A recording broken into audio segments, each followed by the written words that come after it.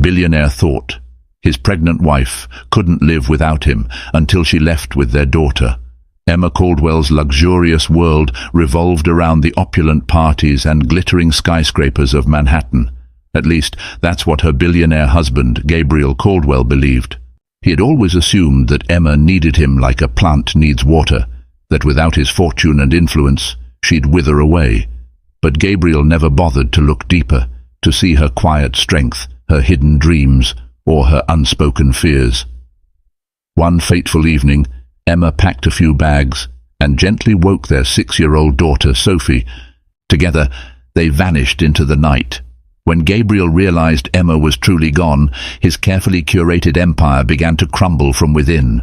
Gabriel Caldwell, a billionaire CEO, commanded respect in New York's elite circles. He built Caldwell Ventures into a powerhouse, but at home his arrogance blinded him to his failing marriage. Gabriel Caldwell was a billionaire who thrived in boardrooms but neglected his own home. He attributed this disquiet to the daily stress of running a multi-billion-dollar enterprise. But truthfully, it had more to do with his marriage. His wife, Emma Caldwell, née Peterson, embodied a quiet elegance. Raised in the suburbs of upstate New York, she was the antithesis of the cutthroat socialites who normally surrounded Gabriel. While people assumed she'd married him for money or status, their union stemmed from genuine love, at least in the beginning. They had met at a charity gala hosted by the Harrington Foundation, where Emma volunteered part-time. Her sincerity and warmth captivated Gabriel, standing out against a backdrop of feigned smiles and diamond necklaces. Their wedding was a grand affair, but beneath the glamour, Emma hoped for something real. Yet behind the polished veneer, cracks began to show. Gabriel's towering ego, once merely a byproduct of his success, hardened into a sense of entitlement. He believed that Emma, raised far from his circles, should be eternally grateful for her charmed life. Meanwhile, Emma grappled with isolation. She found her suggestions about philanthropic work brushed aside by Gabriel as unimportant. She felt more like a decorative piece than a partner. Sophie grew into a sweet, inquisitive child, and Emma devoted herself to motherhood. This only solidified Gabriel's assumption that Emma existed solely to ensure domestic harmony. When Emma's eyes shone with longing for some purpose beyond the gates of wealth, Gabriel didn't notice, or worse, he dismissed her needs. After all, to him, Emma's world revolved around the Caldwell name. Their closest friends and family caught glimpses of Emma's restless spirit. Her longtime confidant, Maria Farnsworth, commented once, "I never see you out doing the things you used to love, Em, like volunteering or teaching art classes. You okay?" Emma forced a smile, deflecting the concern. Inside, however, seeds of discontent took root. Gabriel, preoccupied with building new ventures and flaunting success, rarely paused to question his wife's quiet changes. He reasoned she had everything: wealth, a team of staff at her beck and call, and a supportive husband who made sure every bill was paid twice over. He was convinced Emma could not survive without him, and that notion was about to be shattered in a way he never anticipated. Before Emma married Gabriel, she had nurtured a dream of teaching underprivileged children. She'd studied child psychology in college, spent hours tutoring at a local community center, and once believed she'd run her own youth mentoring program. But these aspirations fell by the wayside once she entered Gabriel's world. Expectations of a Caldwell wife were crystal clear: attend high-profile gatherings, manage a curated social calendar, and never ruffle feathers in philanthropic boards. Sometimes she'd share her dreams with Richard Harrington, the family's longtime butler and confidant. He'd known Gabriel since childhood and was one of the few staff members Emma trusted implicitly. "That spark in your eyes says you're still longing, Mrs. Caldwell," Richard observed one afternoon while serving tea in the sunroom. "Is there anything I can do to help?" Emma smiled faintly, appreciating his kindness. I used to feel so alive when I volunteered. Now, it's like I'm in a bubble. Everything's orchestrated around Gabriel's schedule." But each time she tried to peel back his current persona, she hit a wall. He was too busy for introspection, consumed by the next deal, and content to assume Emma found her role fulfilling. Over time, Emma's attempts at deeper conversations about personal growth, about expanding her involvement in charities, became less frequent, overshadowed by his casual arrogance. Sophie often asked, "Mommy, do you like Daddy's parties?" Emma didn't have the heart to lie outright, but neither did she want to talk ill of Gabriel. "They're fine, dear," she'd reply, plastering on that familiar smile. One day, Emma received a call from an old professor, Dr. Patricia Reynolds, who had heard about Emma's philanthropic interests. There was a volunteer opening at a community center in Queens, assisting low-income children with after-school activities. The role would be flexible, perfect for a mother with a busy schedule. Emma's heart soared at the prospect. Finally, a chance to reclaim her identity. But when she mentioned it to Gabriel at dinner that night, just as the staff served lamb medallions with rosemary sauce, he brushed her off. "Why waste your time on that? We could arrange a bigger donation, hire staff to do that job, and you'll be more useful focusing on Caldwell Foundation events." Those words, "Why waste your time?" clung to Emma's thoughts long after dinner ended. She felt her throat tighten with the sting of tears she refused to shed. Gabriel concluded that conversation with a casual wave of his hand, as though the matter was settled. At that moment, Emma realized that if she didn't act soon, her voice would disappear altogether. Over the subsequent weeks, the rift between Emma and Gabriel grew more evident.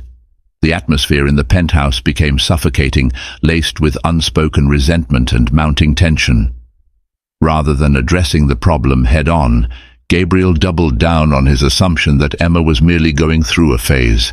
In his eyes, once she snapped out of it, life would resume its normal course. Dinner parties, philanthropic galas, and scheduled vacations to exotic locales. Their marital bed became as cold as the marble floors. Gabriel, absorbed in business deals, left home at dawn and returned well past midnight. Emma, for her part, busied herself with Sophie's routines, ballet recitals, reading bedtime stories, and quiet, introspective evenings where she considered her next move. One night, Gabriel invited Emma to a high-stakes investor dinner at the famed Le Châtel restaurant. She reluctantly agreed, hoping to at least spend some time with him, even if it was under the watchful gaze of corporate elites. Arriving in a sleek black limousine, Emma wore a champagne-colored gown, exuding elegance that belied her internal turmoil. The dinner itself was an ostentatious display of wealth, platter after platter of caviar, gold-leaf desserts, and vintage wines that cost more than most people's yearly rent. As Emma sat next to Gabriel, listening to discussions of leveraged buyouts and overseas expansions, she felt a familiar sense of alienation. Whenever she tried to interject with a thought, perhaps a more humanitarian viewpoint, she was politely ignored or cut off by Gabriel's entourage. Her seat neighbor, a hedge fund manager named Jonathan Pierce, indulged her polite small talk about Sophie, but his eyes kept drifting toward more important conversations about quarterly returns. Emma realized that in these circles, she was either Gabriel's wife or invisible. A pang of longing for something real, something honest, seized her chest. Later that evening, when they returned home, Emma confronted Gabriel. She stood in the living room, arms folded protectively. "I'm unhappy," she stated plainly. "I want to do something meaningful with my time, help others, especially children who aren't born into wealth. Why can't you support me in that?" Gabriel, exasperated and slightly tipsy from the expensive wines, scowled. You have everything, a beautiful home, staff, financial security. Why chase after something so trivial?" He tossed his jacket onto a nearby chair. "I'm busy building an empire for this family, for Sophie's future. You're supposed to manage the social aspects, not question our lifestyle." His words echoed in the high-ceilinged room. Emma felt as if she was drowning in an ocean of gilded furniture and custom-made drapes. She locked eyes with Gabriel, her voice trembling. "Do you think I'm ungrateful? That I should just smile and nod, living in your shadow?" He brushed off the anger in her tone. Yes, I do, because let's face it, you wouldn't last a day out there without my resources. I'm the one who got us here. I'm the one who can keep us here. Stop acting like you're the victim." That final remark sliced through Emma's heart. Without a second thought, she turned on her heel and went straight to Sophie's room. The little girl was asleep, her breathing soft and peaceful. Emma stood by Sophie's bedside, tears stinging her eyes as she considered the life lesson she was inadvertently teaching her daughter, that a woman should remain voiceless if financially secure. In that moment, Emma resolved that she would no longer allow Sophie to grow up believing this was normal. If Gabriel refused to respect her autonomy, she would take matters into her own hands, no matter the cost. Emma spent the following days in a sort of daze, meticulously planning her exit.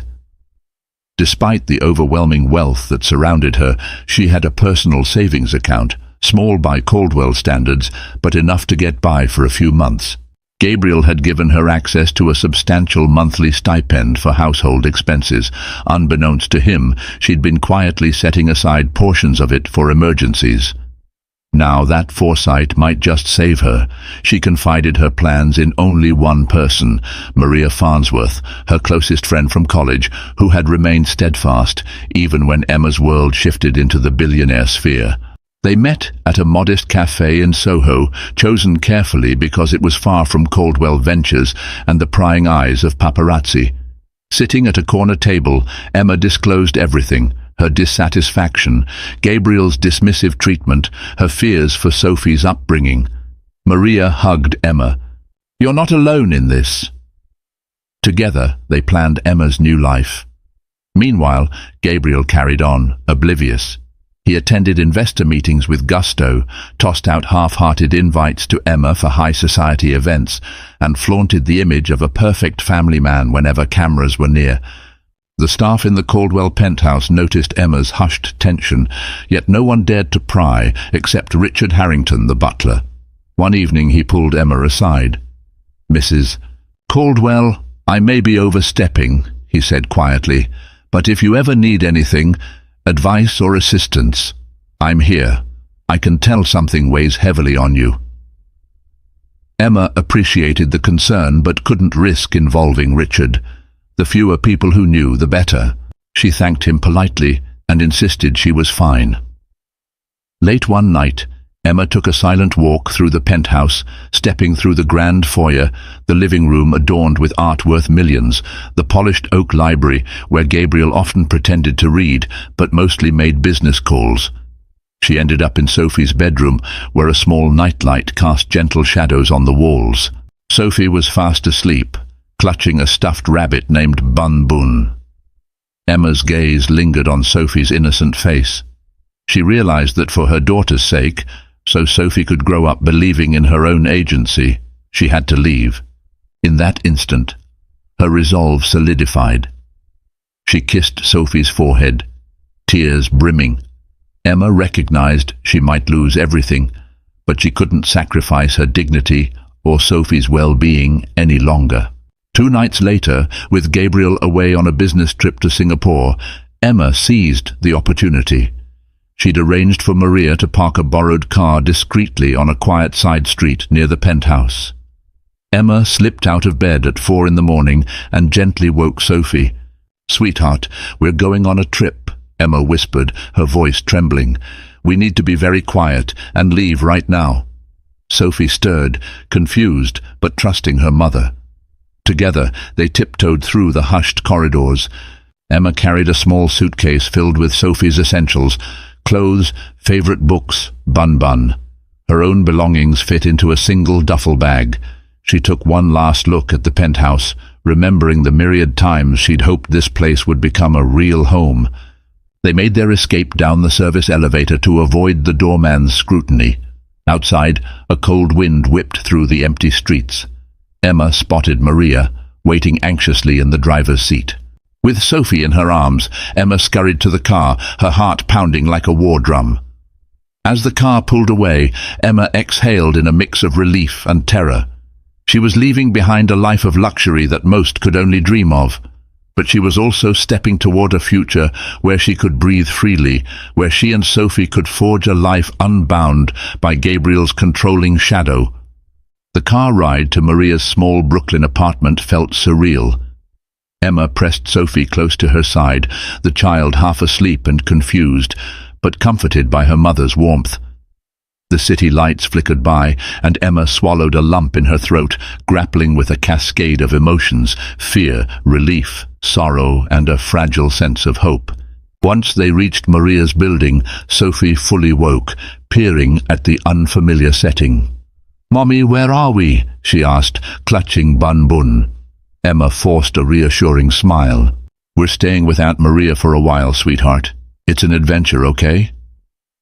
Sophie nodded, though her lower lip quivered with uncertainty. Maria helped carry the bags upstairs to her modest one-bedroom unit. She'd prepared the living room couch, layering it with blankets and pillows, turning it into a makeshift bed. Emma laid Sophie down gently, whispered a lullaby, and watched as her daughter drifted back to sleep. Only then did Emma finally exhale. Maria guided Emma to the cramped kitchen, where she brewed fresh coffee. The rich aroma cut through the pre-dawn gloom. They sat together at a tiny table, hardly enough room for 2 chairs. For a moment, neither spoke. Words seemed inadequate. "How are you feeling?" Maria ventured softly. Emma sipped her coffee, ignoring how her hands trembled. "Terrified," she admitted, "but also free. I know it won't be easy." Maria nodded, sliding a phone across the table. "I got you this prepaid cell.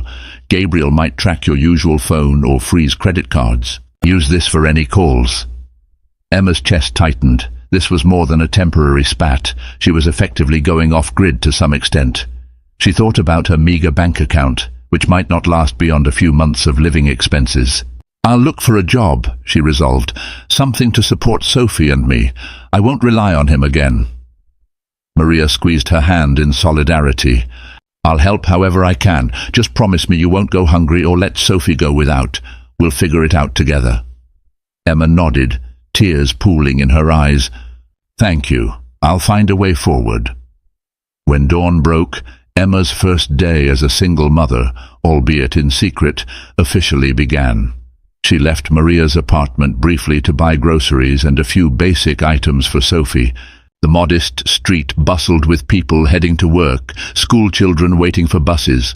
No paparazzi lurked, no black SUVs with tinted windows. It was an ordinary scene she found oddly comforting. Back in the penthouse, however, chaos reigned.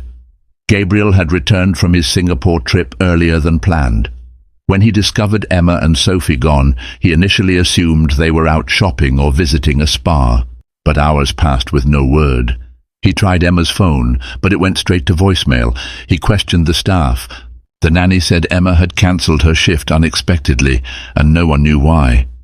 Richard Harrington mentioned seeing Emma leave briefly, but had no details. Concern morphed into anger when Gabriel realized Emma's closet was nearly empty, and Sophie's belongings were missing as well. "How dare she just walk out on me?" he muttered to himself, scanning the suite for any note or explanation. He found nothing. His frustration ballooned into fury at the notion that Emma would disrespect him, the patriarch of the Caldwell Empire. He phoned his lawyers, demanding they trace Emma's credit card usage. He called private investigators, instructing them to find her immediately. The seeds of panic took root in Gabriel's mind, panic that perhaps, for the first time, he had lost control. Meanwhile, Emma and Sophie settled into a routine of sorts. Emma used her prepaid phone to contact a small community center in Brooklyn, inquiring about potential job openings. She remembered her old dream of working with children and hoped that, even in a minor administrative capacity, she could start anew. The center's director, Anita Reynolds, recognized Emma's name from her volunteer days long ago. Emma had a decent track record and a genuine passion for helping kids. "Come in for an interview," Anita said. "We can't offer much pay, but we do need an administrative assistant who can also help with tutoring." Emma's heart lifted. It was a small, humble beginning, but it was hers. She hung up the phone and looked at Sophie, who was coloring a picture at Maria's coffee table. Emma kneeled beside her daughter, kissing her forehead. "We're gonna be okay, sweetheart," she whispered. "I promise." As Emma attempted to rebuild her life, Gabriel Caldwell launched a relentless campaign to locate her. Through his extensive network of connections, he scoured bank statements, credit card usage, and phone records.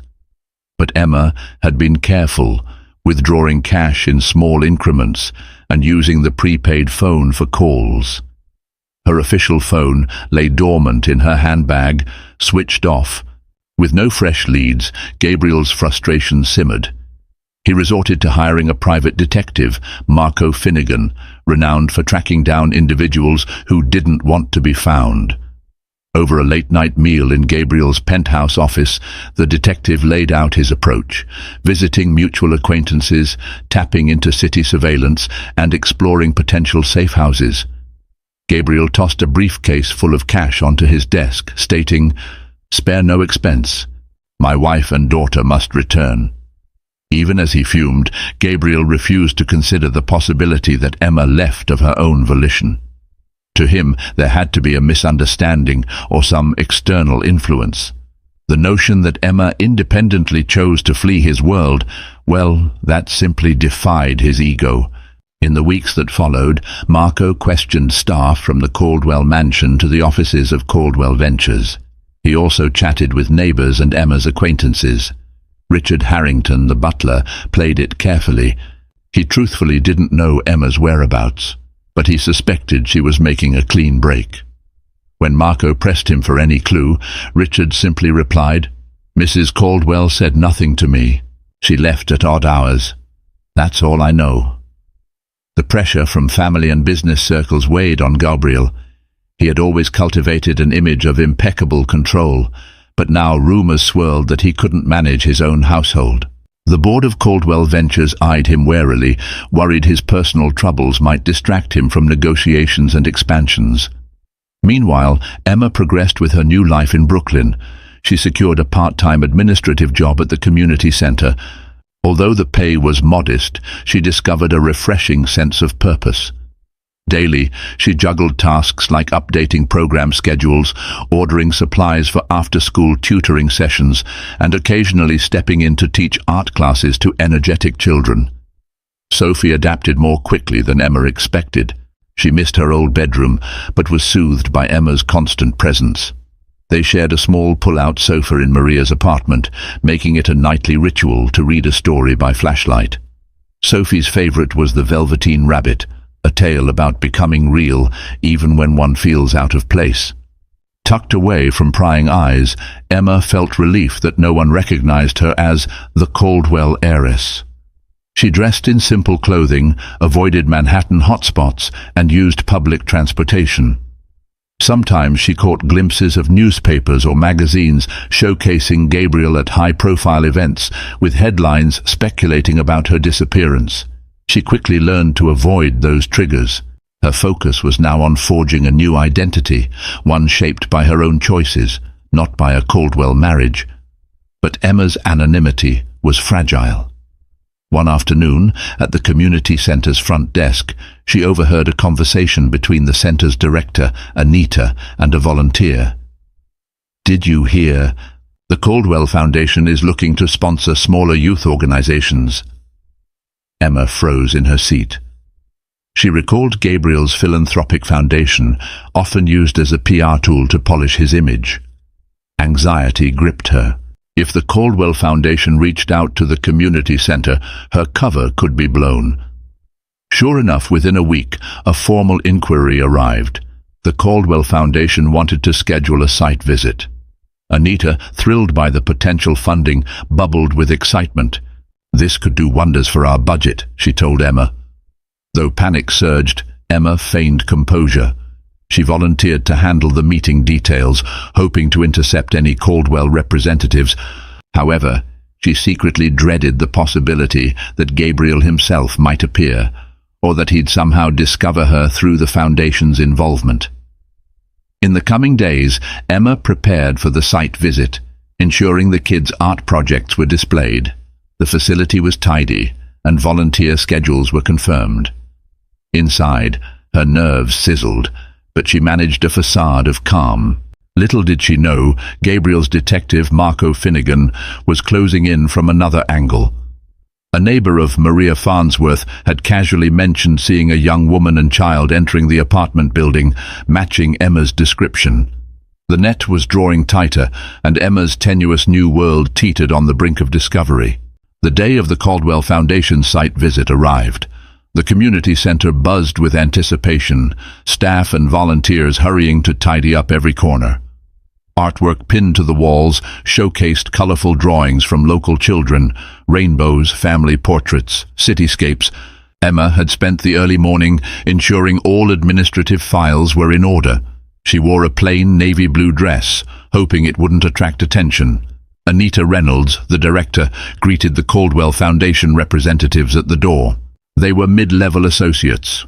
A woman named Caroline Best and her colleague, Michael Chen, tasked with evaluating community programs. Emma's heart pounded as she observed them from behind the reception desk.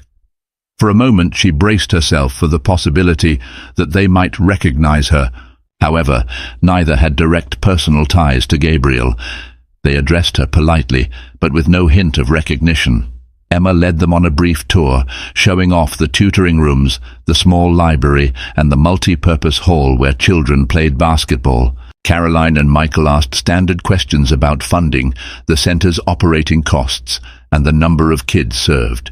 The tension in Emma's chest eased slightly. Perhaps she would remain safely under the radar. That hope was short-lived. Halfway through the tour, Sophie emerged from a side room, carrying her drawing pad. She beamed at her mother. "Mommy, look what I made." Emma felt an invisible jolt of panic. She smiled at Sophie, trying to remain calm. "That's lovely, sweetheart. Why don't you go show Missy?" "Anita," she said, gently guiding her daughter away. Sophie blinked curiously at Caroline and Michael, but scurried off without fuss. Caroline's eyes narrowed. "Your daughter?" she inquired, a note of interest creeping into her tone. Emma nodded, keeping her reply short. "Yes, she comes here after school sometimes." Caroline shrugged, apparently unperturbed. They continued the tour, concluding in the staff lounge. Michael thanked Emma for her time, mentioning they'd compile a report to present to the Caldwell Foundation board. Emma's heart fluttered again at the mention of Gabriel's involvement. She forced a polite smile, praying she remained just another employee in their eyes. As Caroline and Michael departed, Emma exhaled a massive sigh of relief. She almost laughed at herself for being so tense, but she knew better than to let her guard down completely. Just as she was about to escort them out, she noticed a tall, stocky figure in the hallway, Marco Finnegan, the private detective. He locked eyes with her, his expression revealing recognition. Time seemed to freeze. Emma's stomach flipped as her mind raced. How did he get in here? Had he tracked me directly? She needed to think fast. The detective took a step forward, eyes cold and calculating. "Mrs. Caldwell," he said quietly, "we've been looking for you. Gabriel wants you to come home." Emma's throat constricted. She waved a hand at Caroline and Michael, forcing a bright tone. "Could you give us a moment?" Her visitors, oblivious to the drama, nodded and walked out of earshot. Quickly, Emma pulled Marco aside, out of the main hallway. "I'm not going back," she hissed, keeping her voice low so as not to attract attention from the center's staff or children. "Tell Gabriel I'm safe, and I don't want to be found." Marco raised an eyebrow. "I'm not paid to relay messages. I'm paid to bring you back." Emma's pulse thundered. "Listen carefully. If you cause a scene here, it'll only hurt the children this center serves. I'm sure that's not something you or Gabriel would want in the press. I left on my own. I am not kidnapped, not in danger. Let me be." The detective glanced around, apparently wary of public attention. He stepped back, lips pursed. "Gabriel isn't going to like this," he muttered. "If you won't come willingly, there will be legal ramifications, custody battles, court orders, you name it." Emma set her jaw. Then we'll settle it in court. I'm not returning to that life. Now get out." They locked eyes, tension coiling in the air like an electric wire about to snap. Finally, Marco grunted and turned away, stalking down the hall. Emma closed her eyes, adrenaline pumping. She realized the cat-and-mouse game had escalated. Gabriel now knew where she worked, and likely where she lived. The illusions of hiding were about to shatter. After her shift, Emma collected Sophie from an art class. She was trembling with fear and uncertainty. The child sensed something was off, but Emma masked it as best she could. She texted Maria, "Marco found me. We need a new plan." When Emma arrived at Maria's apartment, her friend was pacing nervously. "I got your text." "What now?" Emma sank onto the couch, pressing her palms against her temples. "He threatened me. Custody suits, legal battles. Gabriel might try to paint me as an unstable mother." Maria set a comforting hand on Emma's shoulder. "You need real legal help, Em. I have a friend, Rebecca Ogilvy, a family law attorney, who might take your case pro bono or for a reduced fee. We'll figure out a strategy." Emma swallowed hard, tears brimming. "I don't want to drag Sophie through a public mess, but I also refuse to let Gabriel control us anymore." Maria knelt beside her, voice gentle but firm. "He's used to getting his way. You're the first person to stand up to him. It's going to be rough, but you're not alone." Emma hugged Maria, sobbing softly. She thought back to the confrontation with Marco, replaying his veiled threats. The next chapter of this ordeal loomed large, a legal and emotional storm that threatened to upend everything. Yet beneath her terror, Emma felt a flicker of determination. She would fight for her freedom and for Sophie's right to grow up in a nurturing environment. Gabriel could wield his billions, his investigators, his attorneys, but he could no longer wield her soul. 2 days after the confrontation at the community center, Emma found herself sitting in a modest legal office in downtown Brooklyn. The walls were lined with outdated family law textbooks, and the reception area was furnished with mismatched chairs. It was far from the high-end environment she once frequented with Gabriel, but it felt a world more genuine. Rebecca Ogilvy, a sharp-eyed, middle-aged attorney with a warm smile, greeted Emma and Maria. "I'm glad to finally meet you, Ms. Caldwell," Rebecca said, gesturing for them to sit at her small conference table. "Maria has filled me in on the basics. Let's discuss your legal standing." Emma described her situation, how she left the penthouse with Sophie, her meager savings, and her intent to start anew. She expressed concern that Gabriel would paint her as an unfit mother, given his resources. Rebecca listened intently, scribbling notes on a yellow legal pad.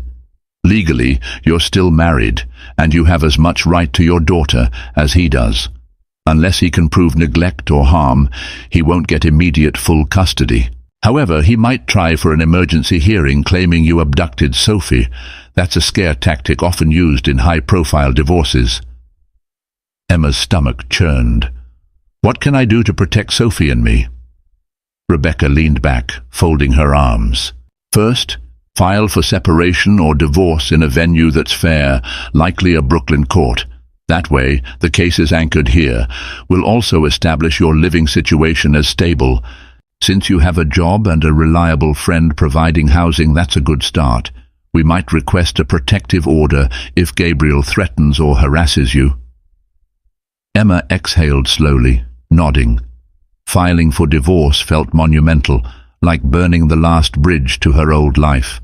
Yet she knew it was necessary. "Let's do it," she said, her voice steadier than she felt. That evening, Emma returned to Maria's apartment and broke the news to Sophie gently.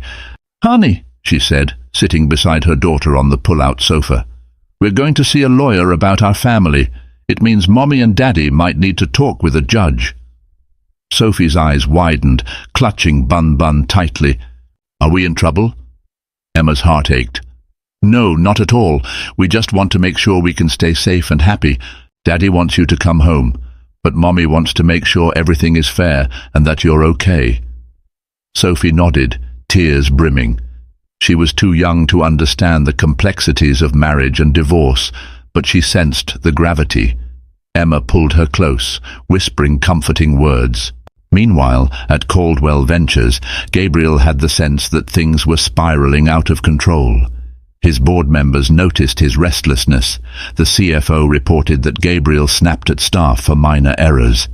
Word reached him that Emma had met with a family lawyer, and it enraged him further. He summoned Marco Finnegan once again. "She's lawyering up," Gabriel said, pacing the expensively furnished office. "I want you to keep tabs on her. If she tries to run to another state or country, let me know immediately. And if she's going to file for divorce, I want my attorneys prepared to strike back." Marco shrugged. "I can only do so much without crossing legal lines. Your wife isn't a criminal." Gabriel stopped pacing, glaring. "Don't lecture me, just do your job." He ran a hand through his hair, exasperated. "Emma's going to learn a harsh lesson. She can't beat me in this game."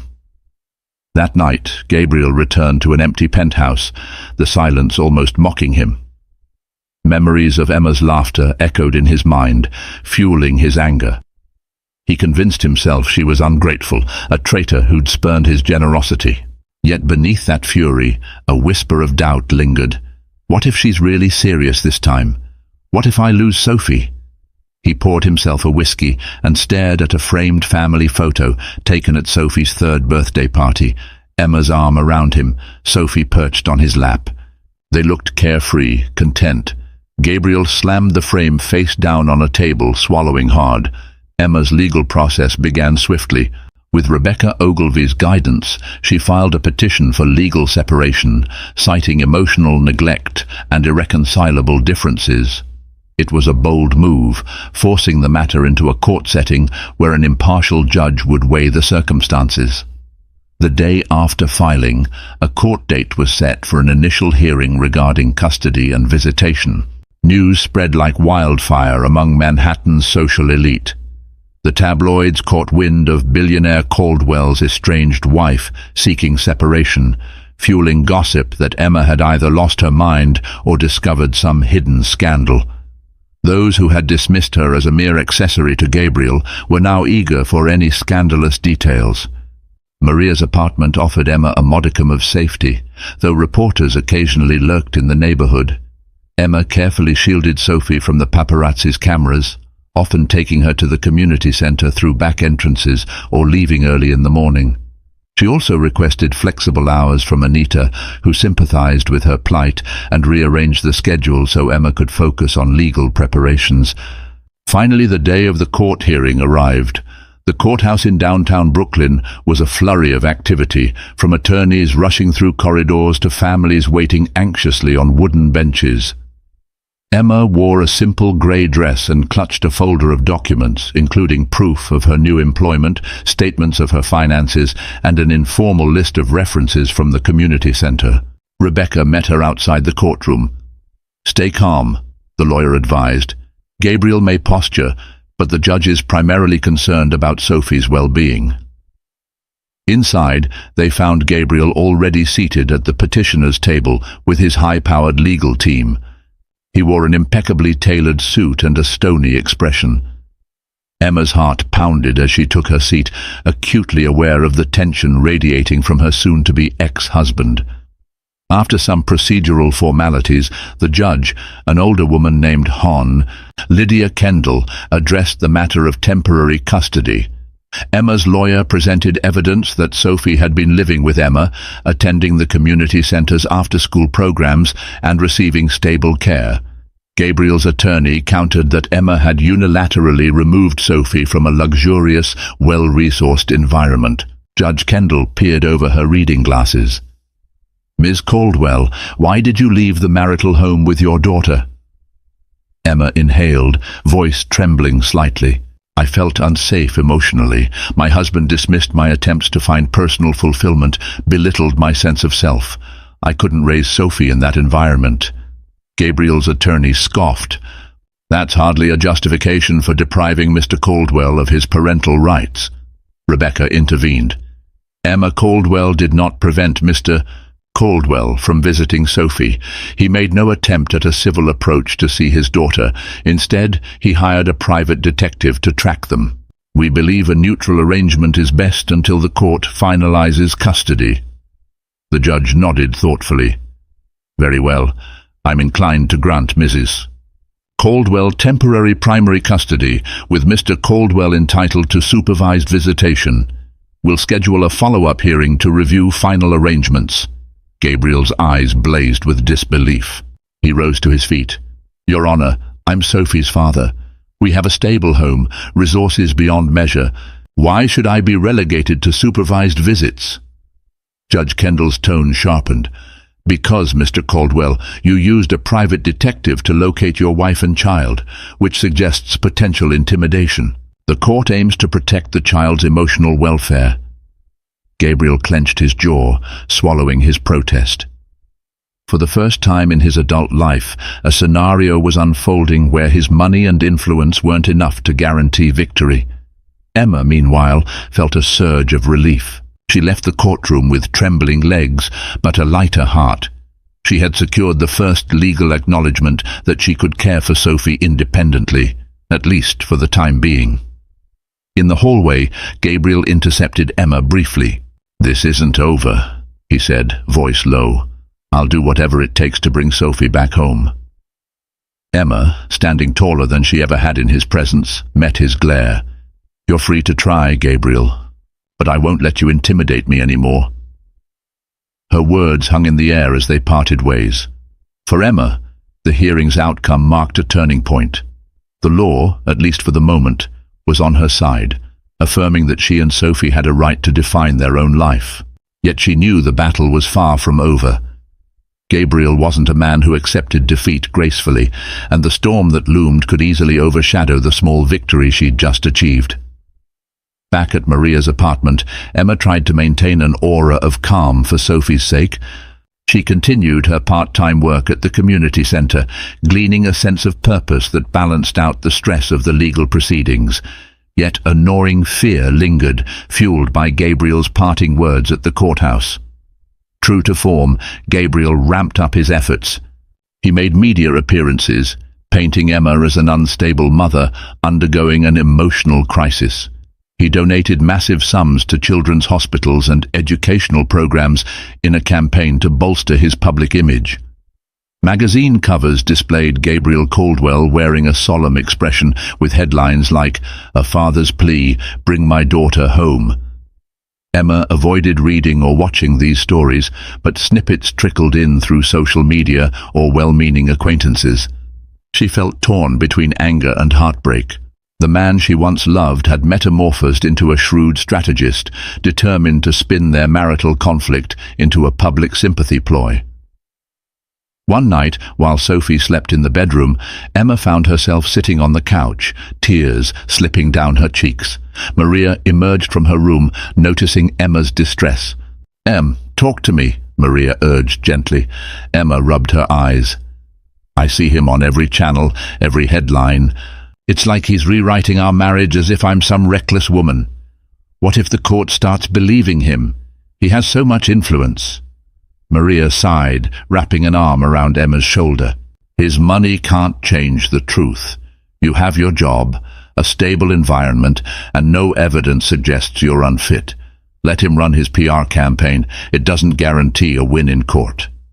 Emma nodded, sniffling. "I guess. It's just exhausting. I'm not used to fighting like this." "It's a new day, Em," Maria said, smiling softly. "Every day you prove you can stand on your own feet." Still, the nights remained sleepless. Emma tossed and turned, haunted by memories of good times with Gabriel, his spontaneous jokes, the way he used to look at her with genuine admiration before wealth hardened him. She wondered if Sophie would hate her one day for keeping her from a luxurious lifestyle.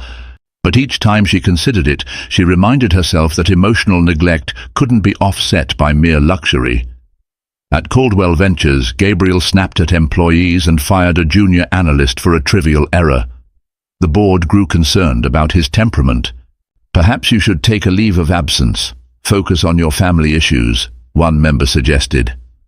Gabriel refused. He saw the business as an extension of himself. Stepping aside would be akin to admitting personal weakness. Gabriel sat alone, whiskey in hand. He had everything, yet he had lost her. Occasionally, he recalled Emma's timid pleas for more involvement in philanthropic work, her longing for something beyond dinner parties. But Gabriel pushed those recollections aside. Admitting guilt was not his style. He believed the upcoming final custody hearing would be his chance to rectify matters.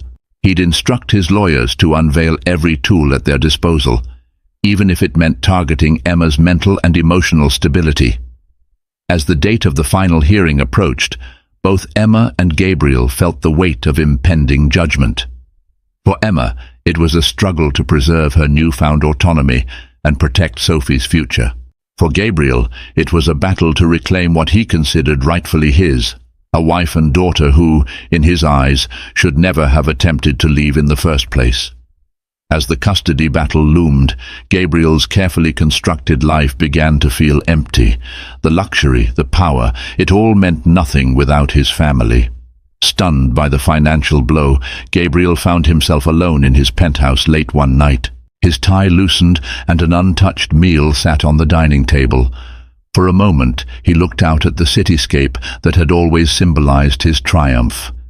Now it felt like a cold labyrinth where he might just lose everything. He sank onto a sofa, eyes wandering across the family photographs Emma hadn't managed to take when she left. One picture showed a beaming Emma cradling a toddler Sophie at a beach resort in Maui. They were all smiles, unburdened by the demands of success. A pang of regret welled up in Gabriel's chest. He wondered when he'd last truly laughed with his wife. When had his heart last been open to empathy rather than dominance? The next day, spurred by this inner turmoil, Gabriel reached out to Richard Harrington, the butler who had all but stepped away since Emma's departure. They met for tea in the penthouse's smaller, cozier sitting room. "I heard about the collapsed merger, sir. My condolences," Richard said with genuine warmth. Gabriel stared at the older man, remembering the countless times Richard had gently guided him during childhood. "Richard, I think I've made a mess of things," he confessed, surprising even himself with the admission. "I always assumed Emma needed me, that she was content.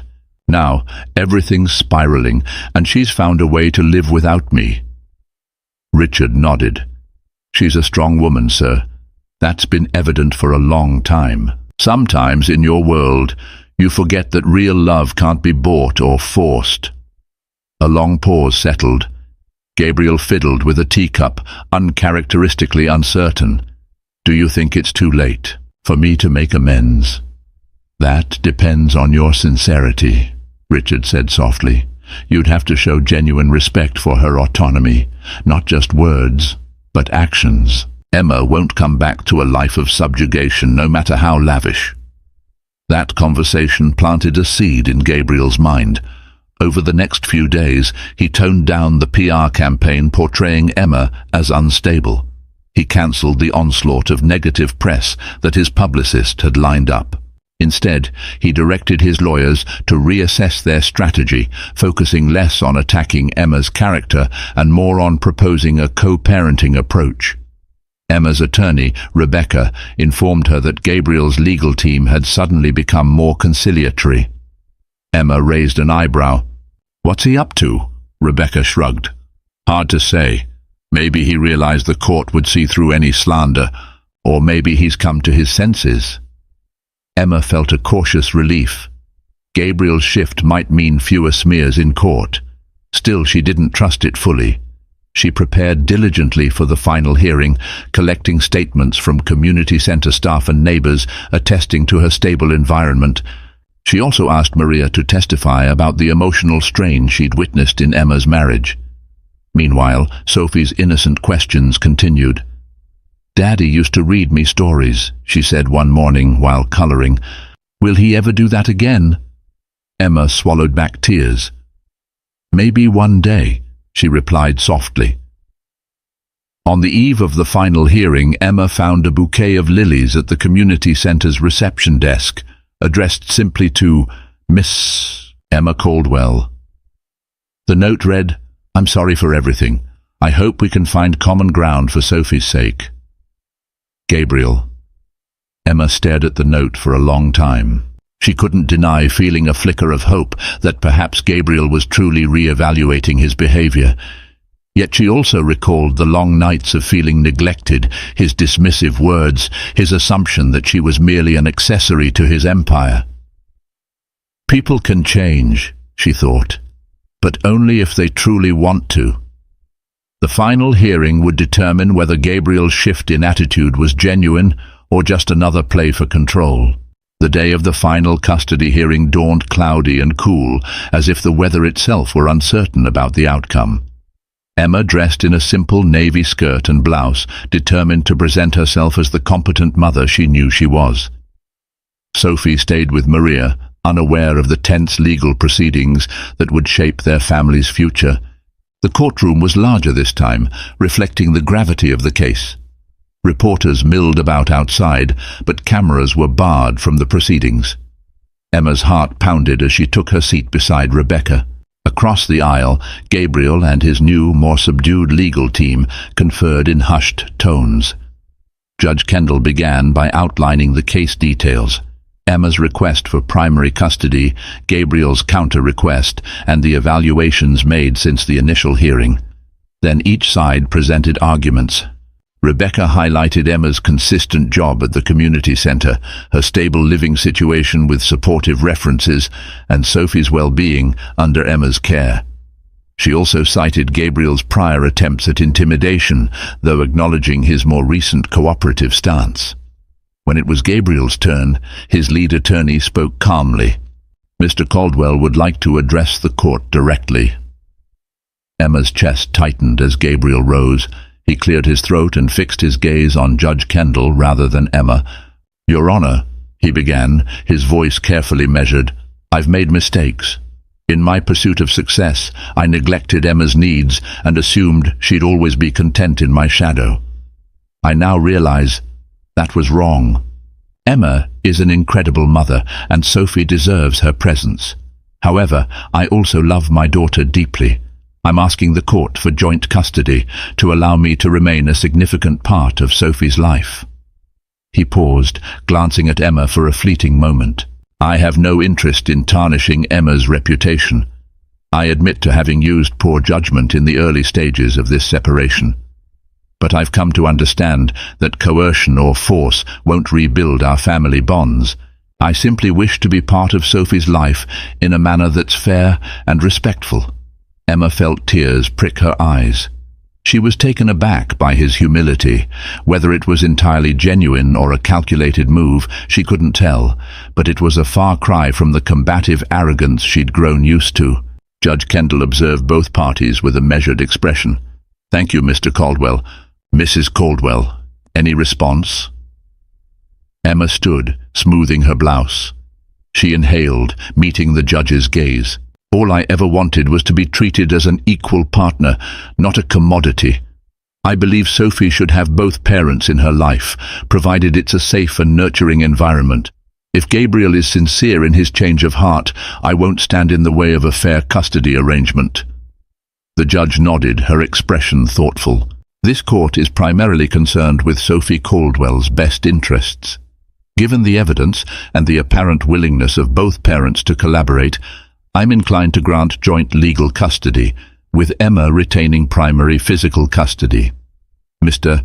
Caldwell will receive scheduled visitations with an option to expand as time goes on, contingent on continued cooperation." A murmur spread through the courtroom.